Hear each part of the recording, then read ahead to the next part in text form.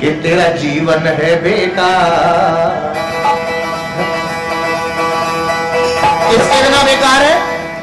कि तेरा कि तेरा कि तेरा कि तेरा कि तेरा कि तेरा जीवन है बेकार। भजन बिना दुनिया में तेरा जीवन है बेकार। भजन बिना दुनिया में तेरा जीवन है बेकार। भजन बिना दुनिया में तेरा जीवन है बेकार। भजन बिना दुनिया में भजन बिना दुनिया में भजन बिना दुनिया में भजन बिना दुनिया में तेरा जीवन है बेकार। भजन बिना दुनिया में तेरा जीवन है बेकार। भजन बिना दुनिया में काली की सेवा करते हुए सीना दे।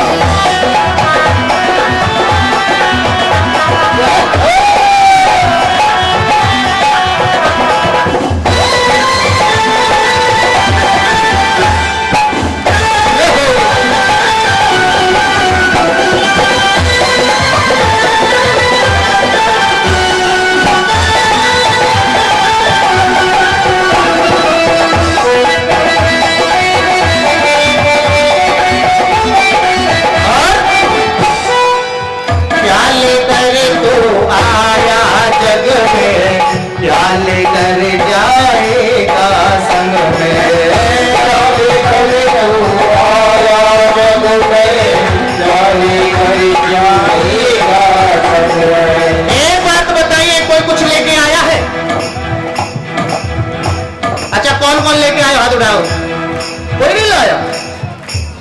और कौन साथ लेके जाएगा? जाएगा कोई लेके के?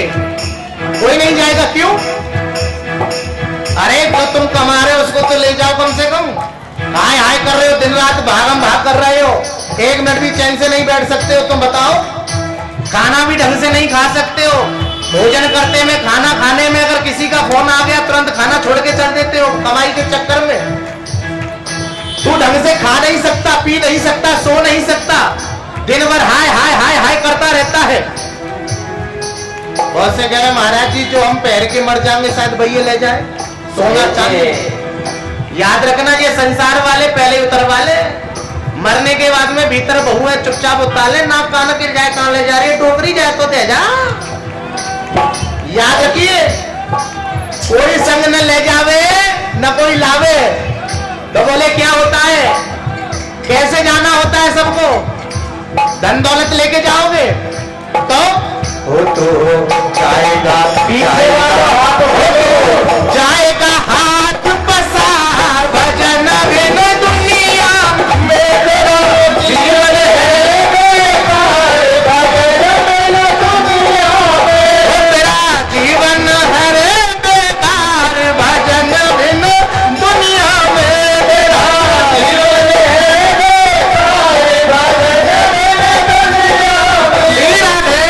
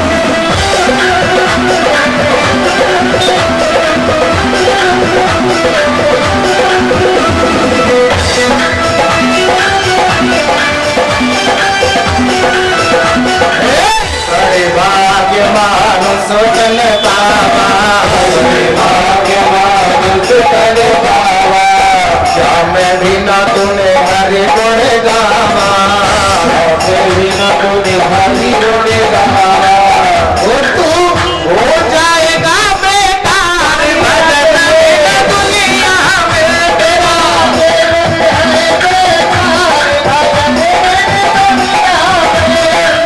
जीवन है रे बेकार भजन बिना दुनिया में तेरा जीवन है बेकार भजन बिना दुनिया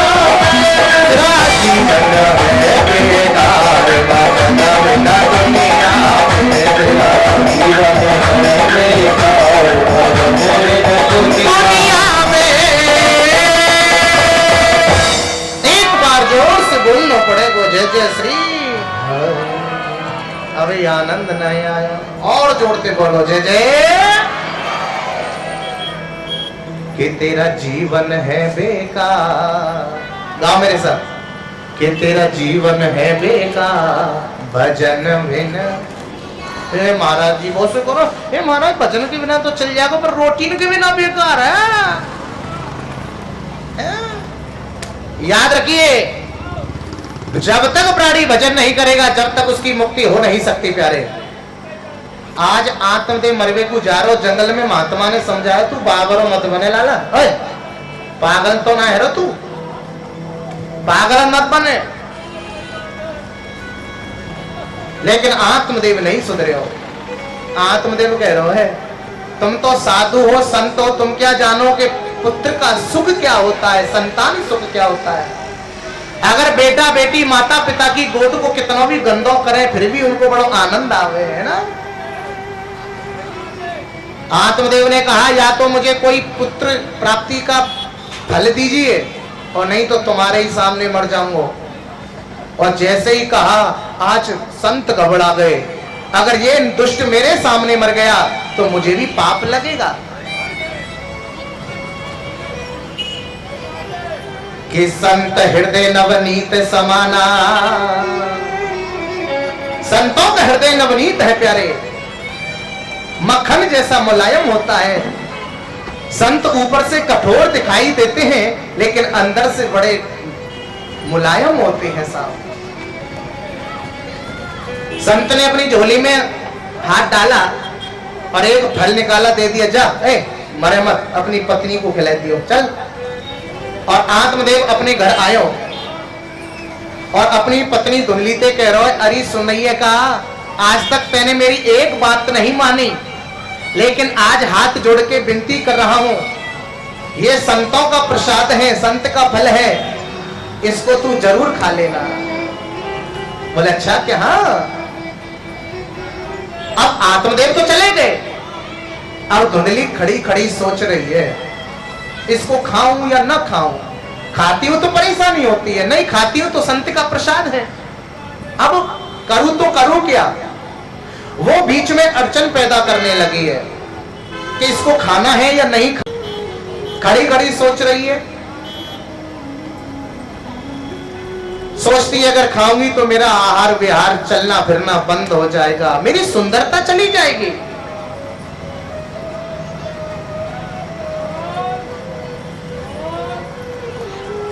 आज धुंधली खड़ी खड़ी सोच रही है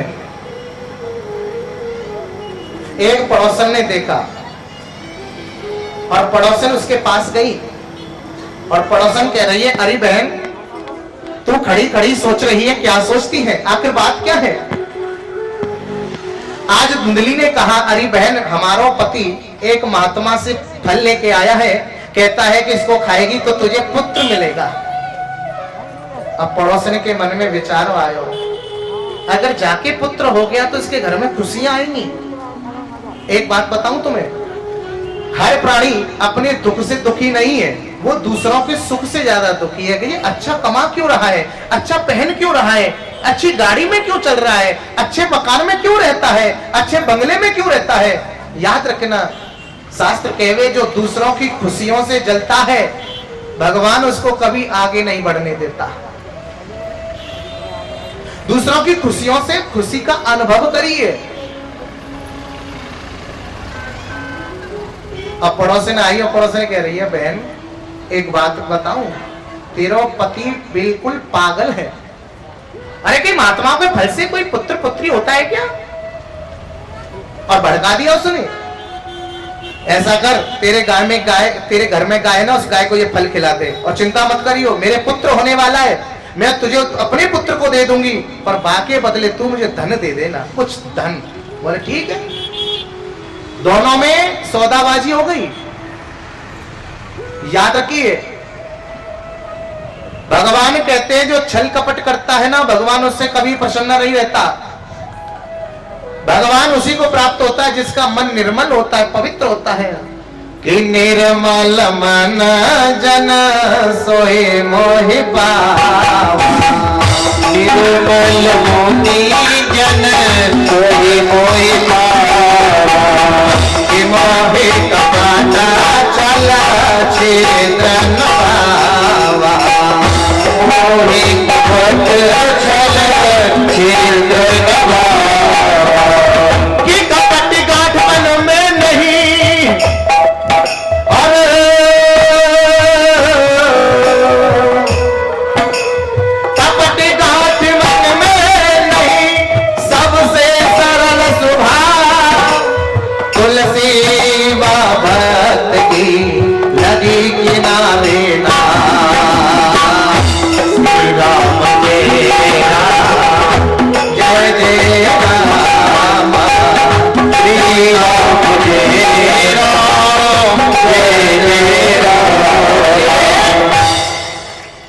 कपट गांठ मन में नहीं, जिसके मन में कोई कपट छल छिद्र नहीं होता। याद रखना, निर्मल जन सोई मोहि पावा। भगवान कहते हैं जिसका मन पवित्र होता है, निर्मल होता है, वही मुझे प्राप्त कर सकता है, और जिसके मन में छल कपट राग द्वेष होता है वो मुझे कभी प्राप्त नहीं कर सकता। प्रेम से बोलो जय जय श्री।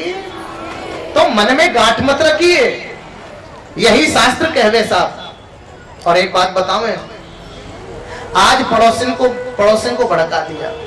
एक बात कहूं, आजकल बहुत सी जगह, मैं हर स्त्री की बुराई नहीं करूंगा, लेकिन जो दुष्ट है, जो अपने पति की बात नहीं मानेगी लेकिन पड़ोसिन की बात जरूर मानेगी, होती है ना। याद रखना, संत के प्रसाद का अनादर किया, ओहो, और वो फल गाय को खिला दिया। धीरे धीरे उस पड़ोसिन के पुत्र हो गया, बदले में धन देकर के उसको पुत्र दे दिया, और सबको यही बताया कि ये धुंधली का पुत्र है, धुंधली का पुत्र है। आत्मदेव तो बड़े प्रसन्न हुए, गवाह हमारे घर में संत के प्रसाद से पुत्र की प्राप्ति हो गई। आहा। 3 महीने बाद जिस गाय को फल दिया गया था संत का, वो खाली तो नहीं जाएगा। कि संत वचन पत्थर की लिखा और मोर वचन पड़ जाए फीका। भगवान कहते हैं चाहे मेरा वचन झूठा चला जाए, लेकिन मेरे संतों का और भक्तों का वचन में कभी झूठा जाने नहीं देता। 3 महीने बाद उस गाय ने भी एक बच्चे को जन्म दिया। उसके कान तो गाय के जैसे थे, लेकिन पूरा शरीर मनुष्य के जैसा था। दोनों बच्चों का नामकरण हुआ। जो धुंधली का पुत्र था उसका नाम धुंधकारी रखा गया, और जो गाय से पैदा पुत्र था उसका नाम गौकर्ण रखा गया। बोलो गौकर्ण महाराज की जय हो। धीरे धीरे दोनों बालक बड़े हुए, और बड़े होकर के जो दुष्ट धुंधकारी था बड़ा दुष्ट बना। आहा, क्योंकि जैसा आचरण मां सिखाती है ना, बच्चे के अंदर वैसा ही आचरण जाता है। अगर मां चाहे तो अपने बच्चे को भक्त बनावे, अगर मां चाहे तो दुष्ट बना दे। श्री शास्त्र कहता है, और जो गाय से पैदा पुत्र था गौकर्ण बड़ा विद्वान पंडित बना। बच्चे के अंदर जैसे संस्कार पालोगे वैसे वो संस्कारी बनेगा। याद रखना, अगर भक्ति मार्ग पर ले जाओगे तो भक्त बनेगा।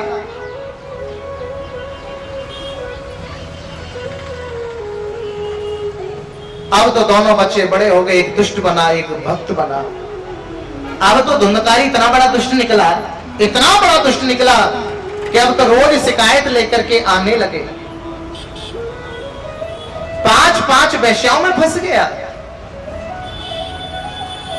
अब तो आत्मदेव दुखी हो गए, जाते तुझे होता नहीं तो ही बढ़िया, मैं संत की बात मान लेता तो अच्छा होता। एक बात कहें, जब तक पुत्र या पुत्री बेटा बेटी न हो, संतान न हो, जब तक दुख होता है, बेटा बेटी हो जाए और होने के बाद मर जाए तो उससे भी बड़ा दुख होता है, लेकिन बेटा बेटी मरे नहीं और वो कुपात्र निकल आवे, दुष्ट निकल आवे, तो ये जीवन का सबसे बड़ा दुख होता है, सबसे बड़ा कष्ट होता है। एक सुपात्र अगर बेटा बेटी हो तो हमारे जीवन को आनंद कर दे, और एक दुष्ट निकल आए तो वो हमारे घर को बर्बाद कर दे। एक दिन आत्मदेव रो रहे थे, धुंधकारी की आदतों को देख देख करके, तो गौकर्ण ने कहा पिताजी चौथा पन्हे चले जाओ, घर छोड़ के कहीं जाकर के भजन करो। आत्मदेव गंगा के किनारे आए और भागवत के 10वें स्कंद का पाठ करने लगे। बोले अच्छा क्या? हाँ महाराज।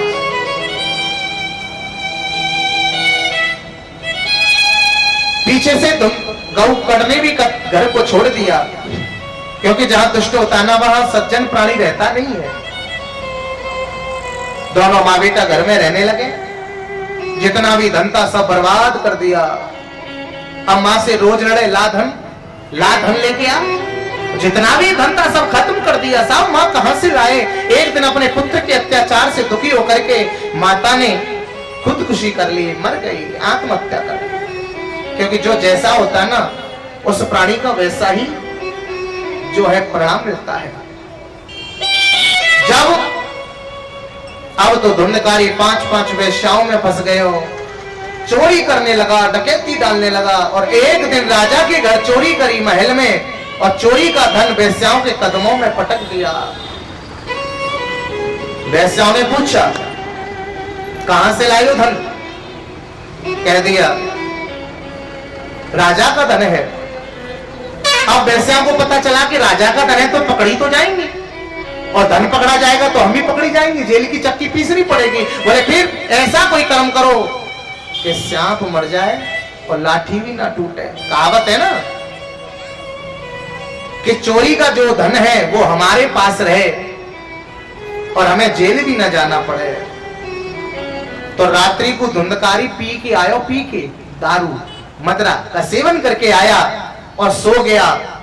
पांचों वेश्याओं ने उसको चारपाई से बांध लियो, और बांधने के बाद में उसको जीते जी उसके घर में आंगन में ही एक गड्ढा खोदा और उसमें दफन कर दिया। प्रेम से बोलो जय जय श्री। शास्त्रों में कहा है कि 5 बातें संसार में ऐसी हैं जिनको देवता भी नहीं जान पाए, तो हमारी तुम्हारी तो बात क्या है जो समझ पाए? 5 बातें कौन कौन सी बताएं? कि भूपस्य चित्तम कपड़स्य वित्तम दुर्जनम मनोरथानाम मानवः और प्रिया चरित्रम पुरुषस्य भाग्यम देवो न जानाते को तो मनुष्य। ये 5 बातों को देवता नहीं जान पाए तो मनुष्य की तो बात क्या है? अभी समझ में आई ना है, अभी पल्ले ना परी तुम्हारे। अब ध्यान से सुनियो। भूपस्य चित्तम, भूप कहते राजा के मन की बात को कोई जानने वाला नहीं है। कब क्या करते? राजा तो राजा होता है साहब। कृपणस्य वित्तम, कृपण कहते कंजूस को, कंजूस के धन को, लोभी के धन को भी कोई जानने वाला नहीं कि इसके पास कितना धन है।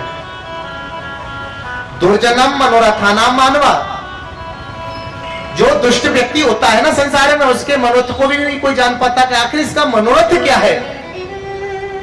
और चौथा है प्रिया चरित्रम, स्त्री के चरित्र को कोई जान नहीं सकता। लेकिन हर स्त्री की बात नहीं है भाई, हर स्त्री में तो हमारी माँ भी है, बेटी भी है, बहन भी है, लेकिन माँ से ज्यादा तो विश्वास किसी पे नहीं किया जाता। उन स्त्रियों की बातें हैं जो दुष्टा है। स्त्री के चरित्र को कोई जानने वाला नहीं, और पुरुषस्य भाग्यम, पुरुष के भाग्य को भी कोई जानने वाला नहीं कि इसका भाग्य कब बदल जाए। प्रेम से बोलना पड़ेगा जय जय श्री। धुंधकारी मर गया, और जैसे ही धुंधकारी मर्यो गौकर्ण को पतो चली गई, और गौकर्ण जी गए गया जी में श्राद्ध करो, पिंडदान करो, और लौट के घर को आए और वही जगह सो गए जहां पे धुंधकारी गाड़ा गया था। रात्रि में सोते सोते धुंधकारी ने अपने भाई को डराया। ओहो, कभी शेर बन के आवे, कभी चीता बन के आवे, कभी हाथी बन के आवे, नाना प्रकार के रूप धारण करके आवे। आप गौकर्ण ने पूछा भैया कौन हो तुम? भूत पिशाच डाकनी सांकनी कौन हो? आज धुंधकारी आयो और धुंधकारी ने कही भैया मैं तुम्हारा भाई धुंधकारी। गांव ने पूछा क्या तेरा उद्धार नहीं हुआ, क्या तेरी मुक्ति नहीं हुई? अरे मैंने तो तेरे लिए गया जी में पिंडदान किया, श्राद्ध किया। आज धुंधकारी ने रोते हुए कहा भैया कि गया श्राद्धम सतेनपि मुक्ति में न भविष्यतु। एक श्राद्ध तो क्या 1000 श्राद्ध कर दो, 1000 पिंडदान कर दो गया जी में, फिर भी मुझ जैसे दुष्ट की गति नहीं है। भैया कोई ऐसा उपाय करो जाते मेरी गति है जाए, मेरी मुक्ति है जाए। गौगढ़ ने कहा भैया चिंता मत करे, भगवान सूर्य से पूछूंगा सुबह। देखते देखते सवेरा हो गया और सवेरा होते ही भगवान सूर्य को रख दिया है गौगढ़ में और पूछा हे भगवान मेरे भाई की मुक्ति कैसे हो? भगवान सूर्य ने कहा जिसकी मुक्ति न गया जी के दान से होती है, न पिंड दान से होती है, न श्राद्ध से होती है, उसकी मुक्ति तो केवल भागवत के पारायण विधि से होती है। जो प्राणी अगर अपने पितरों का मुक्त कराना चाहता है, उद्धार चाहता है, उसको केवल भागवत की कथा से उसको मुक्ति मिलती है। प्रेम से बोलो जय जय श्री।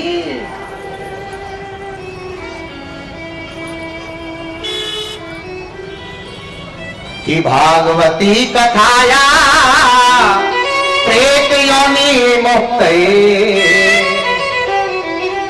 भागवत की कथा से प्रेत योनि से भी छुटकारा पा लेता है साहब। ये कोई साधारण कथा नहीं है, ये आनंद मुक्ति शास्त्र है, मुक्ति का केंद्र है। ओहो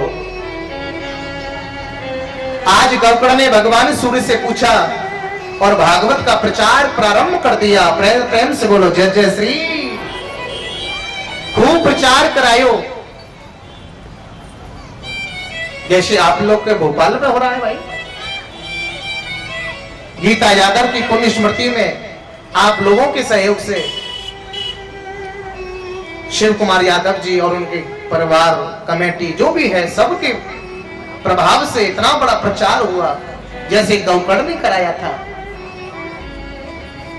जिस दिन भागवत प्रारंभ होने वाली थी इतनी विशाल भीड़ इकट्ठी हो गई कि पांव धरवे की जगह नहीं थी। वहां धुंधकारी आया था और जब उसको पांव धरवे की जगह न मिली तो वहां एक 7 गांठ का बांस था, उसमें प्रवेश कर गया और 7 दिन की कथा को बड़े प्रेम से सुना। जब 7 दिन की कथा पूर्ण हो गई तो वो बांस फट गया, उसमें से महापापी धुंधकारी निकला और उसको लेने के लिए भगवान विष्णु के पार्षद आए और जैसे ही धुंधकारी को बिठा रहे थे गौकर्ण ने पूछा ओ भैया रुक जाओ रुक जाओ रुक जाओ। बोले क्या है? कथा तो सबने सुनी है, फिर इस दुष्ट का ही उद्धार क्यों? पार्षदों ने कहा देखो जी जैसे धुंधकारी ने कथा सुना वैसे किसी ने कथा को नहीं सुना। आखिर धुंधकारी ने कथा कैसे सुनी है? निस्वार्थ भाव से मन लगाकर के चिंतन किया, उसका मनन किया। कभी कोई कर्म करो, चाहे भागवत की कथा कराओ, चाहे महाराज पूजा पाठ करो, चाहे कोई दान करो, चाहे कोई यज्ञ करो, निस्वार्थ भाव से करो। और जो प्राणी निस्वार्थ भाव से करता है उसको फल मिलता है। और स्वार्थ को लेकर के करेगा तो मुक्ति तो होगी, कल्याण तो होगा, आनंद नहीं होगा। है कि सुर नर मुनि सब की हरिति और स्वार्थ लागे करे सब प्रीति। आजकल का यही तो सिद्धांत है, जब तक स्वार्थ होगा प्रेम करेंगे। लेकिन शास्त्र कहता है कि मतलब की दुनिया में कौन किसका होता है और धोखा वही देता है जिस पे विश्वास होता है। जब तक स्वार्थ होगा, जब तक लोग संसारी प्रेम करेंगे, आहा स्वार्थ हट गया तो ये लोग प्रेम करना भी छोड़ देते हैं। कोई भी कर्म करो निस्वार्थ भाव से करोगे तो जीवन में आनंद होगा। निस्वार्थ भाव से करो, यही भागवत का सिद्धांत है। भगवान श्री कृष्ण ने गीता में कहा है कि कर्मण्डवाधिकारस्तु मा फलेषु कदाचन, कर्म कर फल की इच्छा मत कर। पर लेकिन आजकल लोग पहले फल की इच्छा करते हैं, कर्म बाद में करते हैं, जब तो हमें परम शांति नहीं मिल पाती। बहुत से लोग तो भगवान से सौदाबाजी करते हैं, ठाकुर जी तू मेरी छुरा की नौकरी लगा दे, मैं तेरी कथा करवा दूंगा।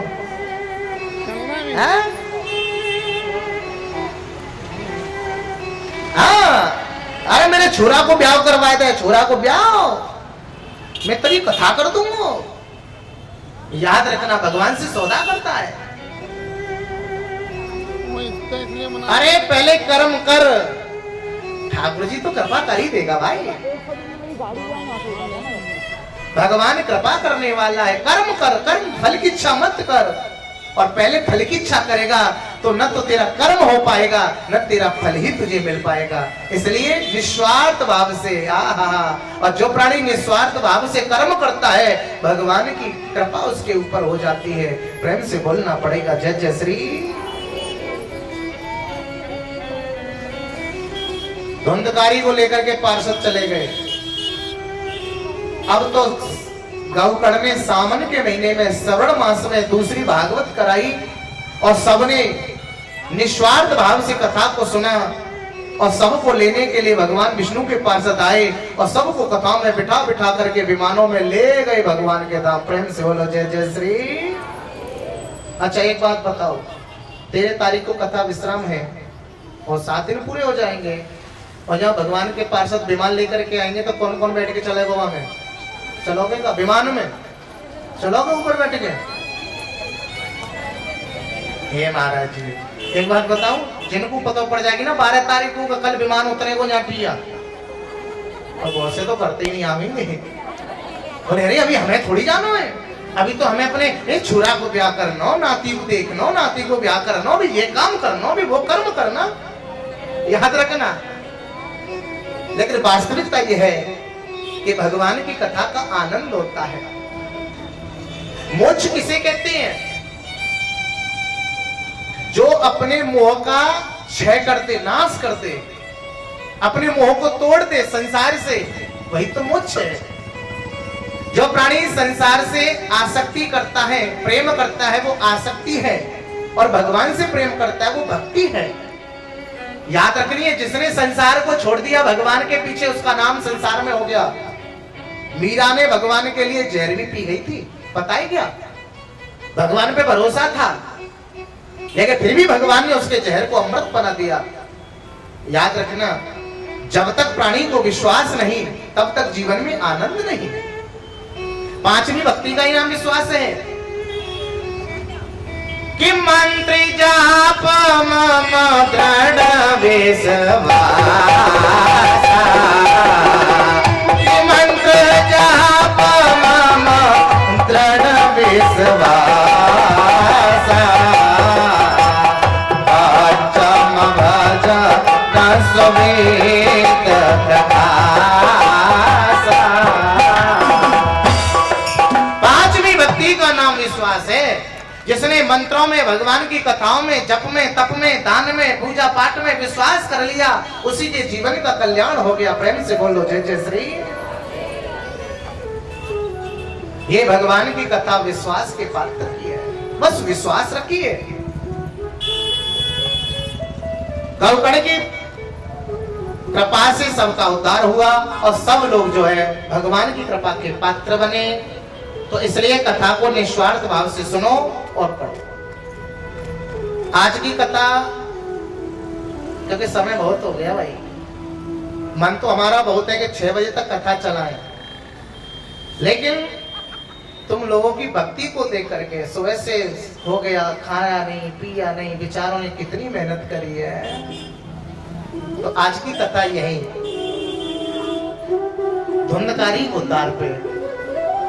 लेकिन कल भागवत के बारे में बताया जाएगा। और एक बात सुनिए, ये कथा बड़ी आनंददायी है। अच्छा एक बात बताओ, आप लोगों ने गन्ना खाया हो? गन्ना खाया ना आपने? अच्छा, जो गन्ने की जो पहली, वो क्या कहते हैं उसको, पोरी कहते हैं कि पंगोली कहते हैं, क्या कहते हैं, जो पहली जो होती है ना, उसको खाते हैं तो स्वाद कम आवे, मिठास कम होवे वहां में। हमारे यहाँ पूरी यानी कि उसको, हाँ हाँ, तुम्हारे यहाँ क्या बोलते हैं उसको, जो भी बोलते हो। दूसरी पूरी खाओगे तो और नेक आनंद बढ़ेगा, तीसरी चौथी, जैसे जैसे उसको खाते जाओगे आनंद बढ़ता जाता है।